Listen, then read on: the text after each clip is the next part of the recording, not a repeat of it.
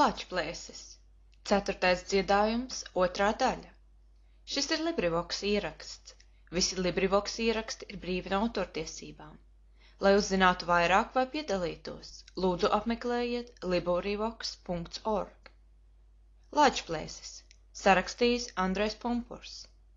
4. dziedājums, 2. daļa. Tēvis, tēvis, tais man laivu, māte auda zēģelīt, lai es braucu jūriņā, ziemeļmeitas lūkoties. Braucu dienu, braucu nakti, ziemeļmeitas neredzēju. Uzbrauc vienu jūras kalnu, tur 3 milzi sniegu maļ. Labdien, sniega malējiņi, vai redzējāt ziemeļmeitu? Paldies, jūras braucējiņi, brauciet tālāk ziemeļos. Braucu dienu, braucu nakti, ziemeļmeitas neredzēju. Uzbrauc vienu jūras kalnu, tur 3 milži ledu kaļi. Labdien, ledus kalējiņi, vai redzējāt ziemeļmeitu? Paldies, jūras braucējiņi, brauciet tālāk ziemeļos. Kuģa ļaudis ziemeļjūrā, braukdami tā dziedāja, kamēr vecais stūrmans teica, ka vairs ceļa nezinot. Lāčplēsis ar šo kuģi bija braucis jūrā Baltajā, gribējis uz Vācu zemi nobraukt, meklēt laimdotu. Bet caur lieliem vējiem vētrām, kuri braucot gadījās, tālu nost no ceļa aizdzīts, tagad apkārt maldījās. Likās it kā ļauni spēki, viņa kuģi apstāja, dienām naktīm jūras ķēmi kuģa ļaudis baidīja. Dziļa krēsla, bieza migla, visu gaisu pildīja, krusas graudus, sniega pārslas, ziemeļvēji mētāja. Te uzreizi debesis malā koša blāzma rādījās, un no blāzmas atdalījās it kā balta zēģeli, pārpār tumšiem jūras viļņiem, ātri kuģim tuvojās. Tuvumā tā tiešām bija laiva līdz ar zēģeli. Laivā sēdēja pie stūra, cēla, skaista sievišķa. Klātu nākot viņa sauca, kuģa ļaudis sveicinot. Jūs ar savu jauko dziesmu man no mājas izsaucāt. Lūk, es esmu ziemeļmeita, ko no manis vēlaties? Pirmā brīdī kuģa ļaudis stāvēja kā aizgrābti.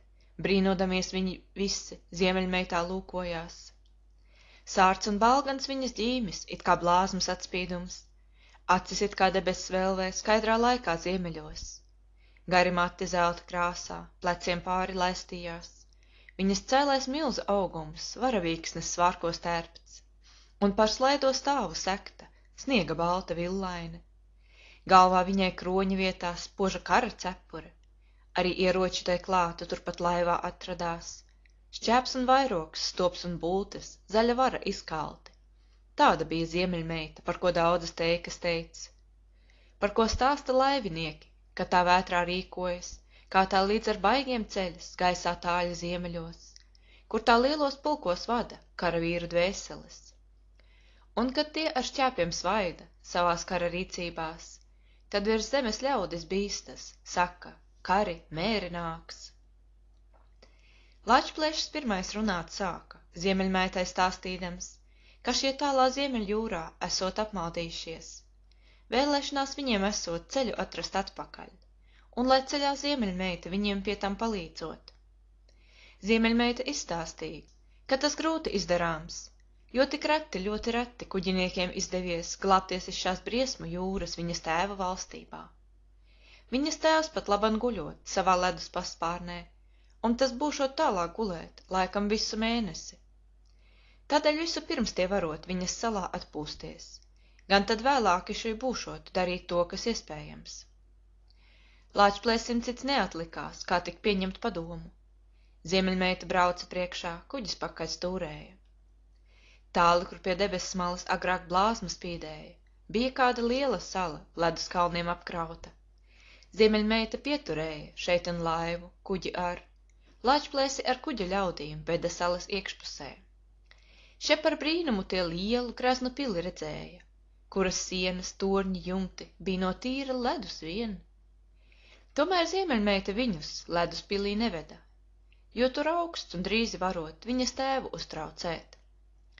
Tāļies plašiem sniega laukiem pacēlās līdz dūmu staps, turp tā savus viesus veda, tik ar roku pamājot.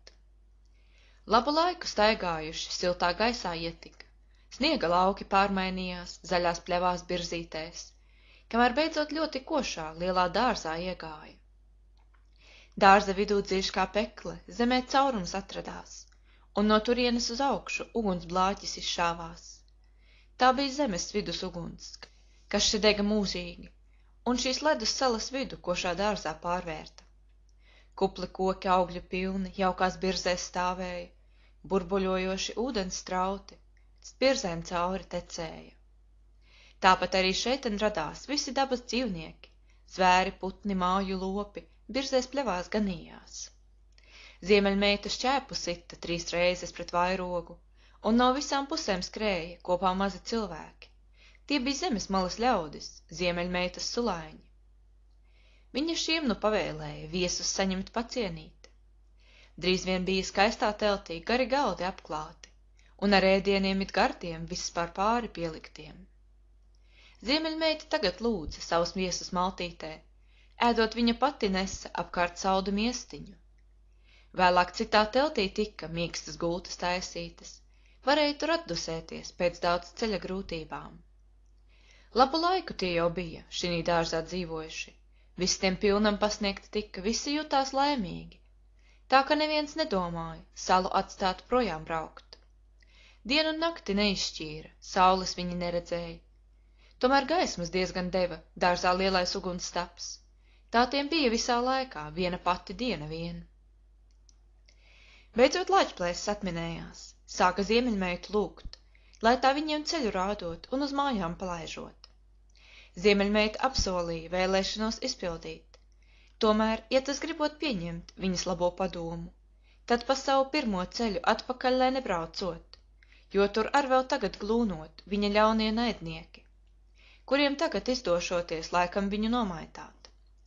Tādēļ šī tad citu ceļu labāk viņam stāstīšot, kurš gan garš un pilns ar briesmām, bet šās kauģiem nezināms. Vajagot ap visu lielo sumpuņu zemi apkārt braukt, un gar pašu zemes malu atkal mājās atgriezties.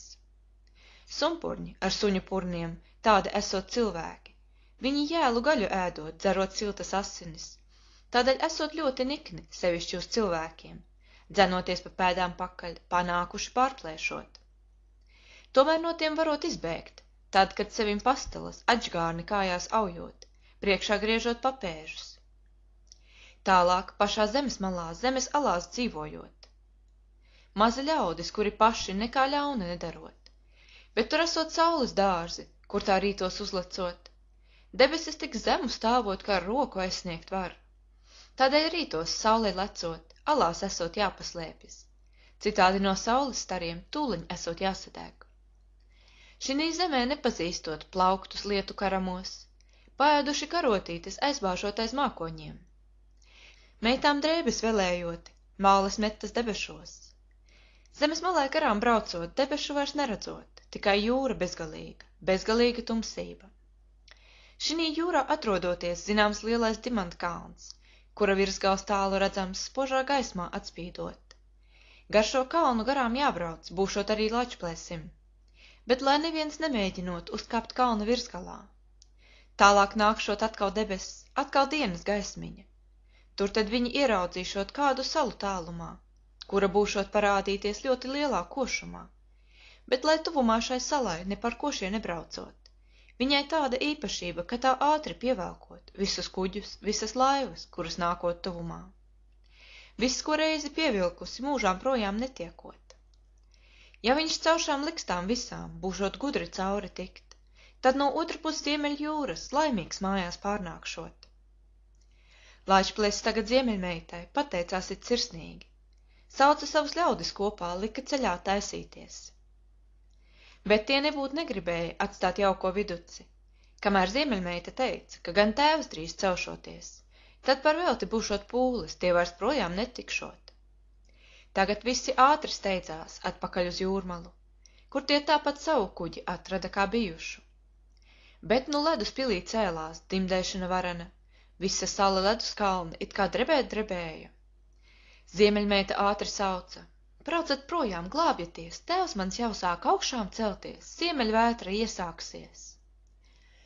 Kuģinieki nu gan veikli laida vaļā zēģeles, un ar pirmo ziemeļvēju ātri projām aizlaidās. Tomēr vējš drīzā laikā bargā aukā pārvērtās, sniegs un augstums jūrā griezās, ziemels bija uzcēlies. Kuģa ļaudis nāves bailēs visus spēkus saņēma, lai jo ātri projām tiktu, lai no vētras izglābtos. Bet tie tika ilgu laiku briesmu viļņos mētāti, un, kad beidzot kuģis bija tuvu klāt pie grimšanas, tad pie kādas zemes tika jūras līcī iegrūsti. Še nu viņi pirmā brīdī gan no nāves izglābās, bet no zemes puses atkal jaunas briesmas gaidāmas, jo caur vētru viņi tika sumpurņi zemē piedzīti. Vētra bija norimusi, jūra lēni viļņojās, kuģiniekiem arī sāka visu tuvāk apskatīt. Kuģis bija diezgan stipri, vētras laikā apskādēts, tas bija krietni jāizlāpa, tad vien aizbraukt varēja. Zeme, cik tālu acis redzi, visur tukša rādījās, tik pie kāda sūnu kalna ziemeļbrieži ganījās. Tādēļ kuģa puiši ātra ņēmās kuģi izlāpīt. Lāčplēs atkal drīz ar citiem gāja briežu medībās. Viņiem cerība vēl radās, ka varbūt še tuvumā, suņu purni nedzīvojot un tos nepamanīšot. Lāčplēs no ar citiem klusi sūnu kalnam tuvojās. Tiem ar kādus briežus nokautu pašu reiz bija laimējies, un jau gribēja ar dunčiem nogriezt mīkstus gabalus, kad iz kalna atskanēja briesmīgākā bļaušana, un iz kādas kalna alas skrēja laukā sumpurņi. Acu mirklī viņi tika visās pusēs aplenkti, un turpat līdz apdomājās druskās saplēsti. Lāčplēs tika ar smago šķēpu, viens vēl pretim turējās, un uz visām pusēm ātri daudz no viņiem nodūra. Bet šie suņu izmanībā viņam klātu piekrita, un ar zobiem gurnos sānos dziļas brūces iecirta. Lāčplēs laikam nevarētu viens pats ilgi turēties, ja tam laikā derīgs padoms prātā nebūtu iekritis. Kad bija manījis, ka no alas sumpurņi vairs nenāca, tad ar joni pats tur iekšā viņš it ātri ieskrēja. Tagad durvīs iestādamies viņš it viegli varēja, visus, kuri pakaļ skrēja, nodurt vai ar atgainīt. Sumpurņi to redzēdami, traku troksni sacēla, bet ar drīzi izdarīja, par ko Lāčplēs satrūkās. Viņi alai priekšā vēla lielus smagus akmeņus, līdz kam visas alas durvis ar tiem cieti aizkrāva.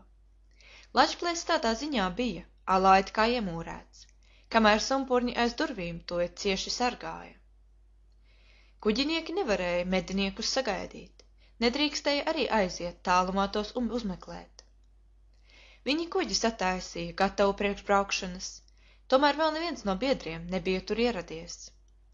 Sevišķi tie nobēdājās daudz par savu Lāčplēsi, jo bez viņa nezināja, ko lai tālāk iesāktu.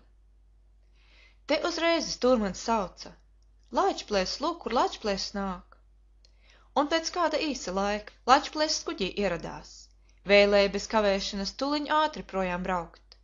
Vēlāki tas izstāstīja medinieku likteni. Pats caur to tas bija glābies, ka tur alas dibinā, atradis aiz sūnu kalna kādu mazu caurumu, kuru tas ar smago šķēpu bija lauzis lielāku, un pēc vairāk dienu darba tad no alas izlīdis. Alā atradis tas bija kādas gaļas paliekas, un ar tām vien visās dienās pārticis kā varēdams. Otrā pusē sūnu kalnam sumpurņi to neredzēja, tā tad ātri nepamanot, viņam aizbēgt izdevās.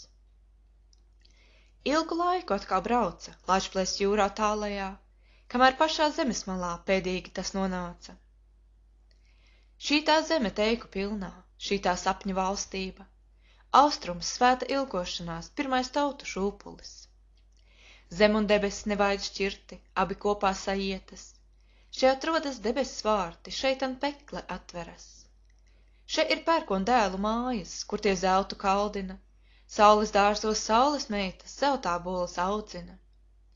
Šeitan sauli nakti guļa, dimantiņa laiviņā, uzlikt sauli no rītiņa, paliek laiva līkojot.